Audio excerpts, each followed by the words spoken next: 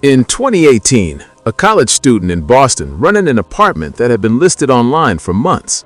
That wasn't the strange part.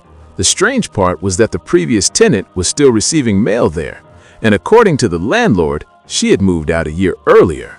Emily Carter had just started her second year at a university in Boston.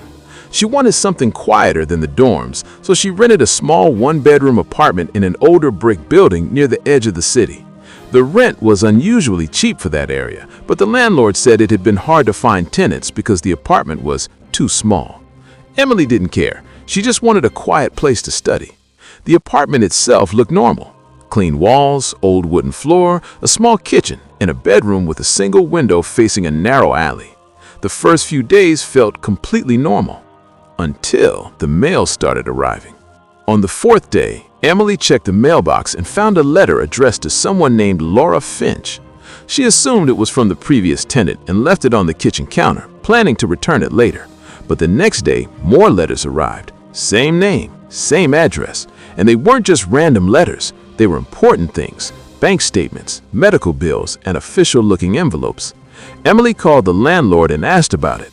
He sounded confused. "Laura moved out last year," he said. "I haven't heard from her since." Emily felt uneasy. If she had moved out a year ago, why was she still receiving mail? A few nights later, Emily woke up around 2:30 a.m. to the sound of something inside the apartment. Not loud, just a soft movement, like someone shifting their weight on the wooden floor. She sat up in bed and listened carefully. Silence. She turned on the light and checked the apartment. Everything was normal. The door was locked, the windows were closed.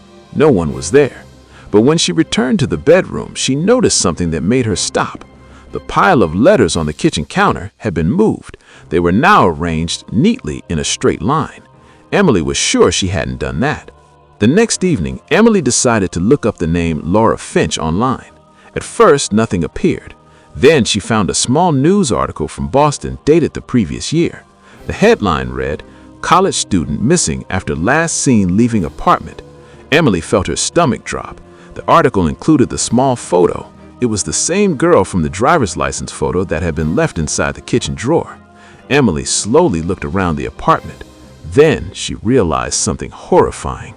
The date in the article said the girl was last seen leaving the apartment at 2:30 a.m., the exact same time Emily had woken up the night before. Emily moved out of the apartment 3 days later. Before leaving, she returned all the letters to the mailbox with a note saying, "No longer at this address." But a week later, her friend who still lived in the building sent her a message. The apartment had been listed online again, available immediately. Out of curiosity, Emily checked the listing herself. Everything looked the same. Same photos, same description, same address.